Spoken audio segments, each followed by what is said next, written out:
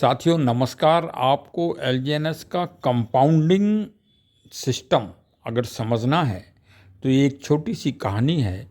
इसको बार बार सुनिए और समझिए कि कैसे इसमें कंपाउंडिंग सिस्टम के द्वारा आपको लाभांश रिबेट प्राप्त होता है।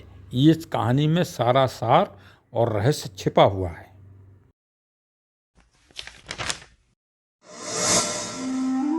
एक बार एक कवि हुआ करता था। उसकी माली हालत इतनी खराब हुई कि घर में खाने के लाले पड़ गए। इसी कारण उसने महल में जाकर राजा से मदद मांगने का फैसला किया।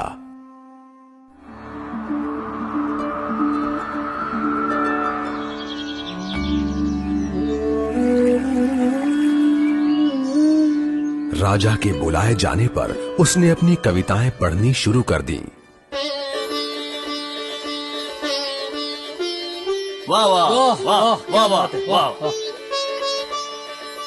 राजा बहुत प्रसन्न हुआ और उसने कवि से अपना इनाम मांगने के लिए कहा।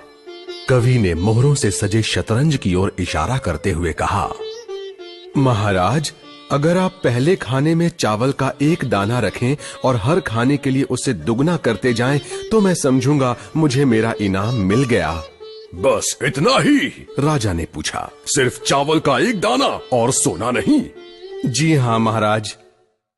तो फिर ऐसा ही हो। दरबारियों ने चावल के दाने रखने शुरू कर दिए।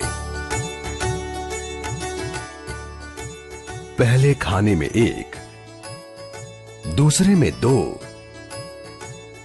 तीसरे में 4, चौथे में 8। इस तरह वो रखते गए। जब 10वें खाने में चावल रखने की बारी आई तो उन्हें चावल के 512 दाने रखने पड़े। 20वें खाने तक संख्या बढ़कर 5,24,288 हो गई।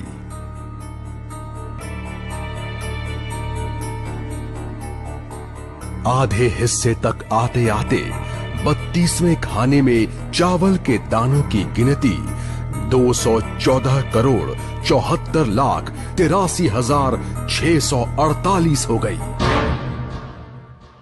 जल्द ही गिनती अरबों खरबों में बढ़ गई।